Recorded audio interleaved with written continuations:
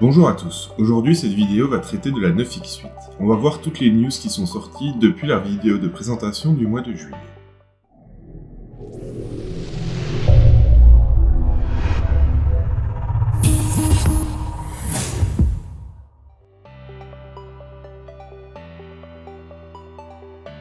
On va d'abord faire un petit récapitulatif sur le projet WEC de Peugeot. Le 13 novembre 2019, Peugeot annonce son retour en endurance, aux côtés de Rebellion. Mais ces derniers quittent le projet. Alors Peugeot s'engage avec Total dans la catégorie Hypercar. En décembre 2020, Peugeot présente les caractéristiques techniques du véhicule. Ce sera un V6 de 2,6 litres qui fera 680 chevaux sur l'essieu arrière et un moteur électrique de 200 kW sur les roues avant. Début 2021, Peugeot présente son équipe. Elle sera constituée de 7 pilotes, 3 par voiture et un pilote de simulateur metteur au point et remplaçant. Peugeot a donc présenté la 9X8 en juillet 2021. La présentation s'est faite avec une vidéo numérique et une maquette. Cette maquette n'est non roulante. J'ai eu la chance de voir cette maquette au musée de l'aventure Peugeot en octobre. En novembre 2021, un changement de la réglementation technique impose à Peugeot des changements radicaux.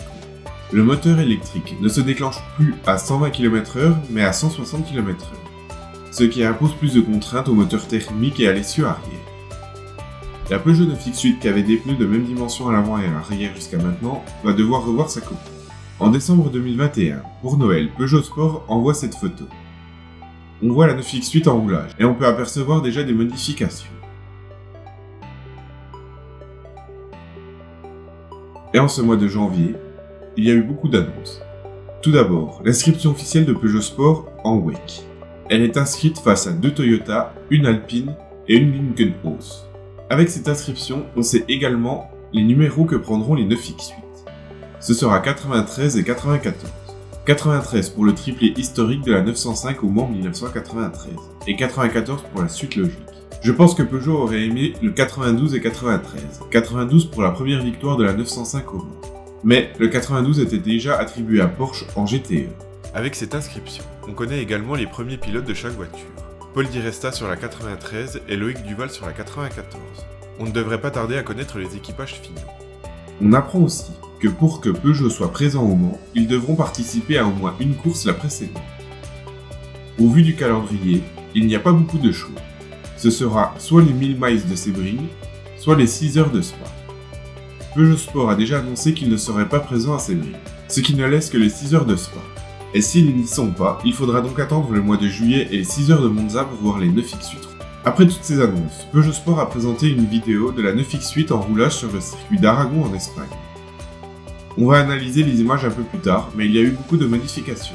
Il y a aussi eu une campagne de photos et un communiqué de presse sur le design de Matthias Haussmann. Et pour finir, la 9X8 a reçu le titre de la plus belle hypercar de 2022. On va maintenant analyser les images de la vidéo qui nous permettent de voir les modifications apportées à la 9X8. On va commencer par la vue de profil. Ici, on voit la maquette. Si on rajoute la version de course, on peut voir qu'elle est beaucoup plus longue. L'empattement a beau être identique, la voiture est plus haute. La place du cockpit est aussi plus imposante. Le capot plus long. Le signe Peugeot est plus avancé et détaché du capot dorénavant. La prise d'air sur le toit est 2 fois plus grande aussi, ce qui en fait une voiture beaucoup plus imposante. Si on met les deux silhouettes l'une par-dessus l'autre, on voit bien la différence. Si on fait une comparaison de l'arrière, on voit que l'habitacle prend vraiment beaucoup plus de place, de même que les copes sur le toit. Mais le changement le plus flagrant est le petit aileron au-dessus de la roue arrière. Les feux arrière prennent aussi moins de place. On voit encore mieux ce petit aileron sur cette photo. Il vient fournir un appui juste sur les roues arrière. On peut voir aussi le travail du fond plat, qui permet de générer l'effet de sol. On peut voir que la coque est totalement en carbone aussi. La prise d'air sur le toit s'est transformée en triangle aussi. Toute l'aérodynamique de la voiture a été travaillée. La 9X8 n'a pas d'aileron. Pour cela, elle utilise l'effet de sol, avec un fond plat très travaillé. C'est le même principe que les F1 2022 vont utiliser pour réduire leur traînée aérodynamique. Les F1 jusqu'à maintenant utilisaient de plus en plus d'ailerons qui créaient du dirty air derrière elles, ce qui a empêché les voitures de se suivre. Avec les modifications du règlement technique, les F1 utiliseront davantage l'effet de sol et réduiront ainsi leur traînée aérodynamique, ce qui me fait craindre une chose.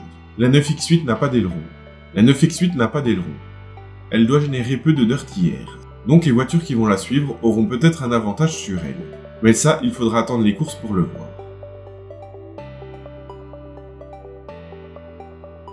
Voilà, on a fait le tour de toutes les news sur la 9X8. Merci d'avoir regardé la vidéo. Si vous voulez parler de la 9X8, je peux vous inviter à rejoindre les groupes Peugeot WEC Supporters et Peugeot en compétition et modèles sportifs. Ils sont très actifs sur Facebook. Merci d'avoir regardé la vidéo. N'hésitez pas à en débattre dans les commentaires, mettre un pouce bleu et à vous abonner. A plus!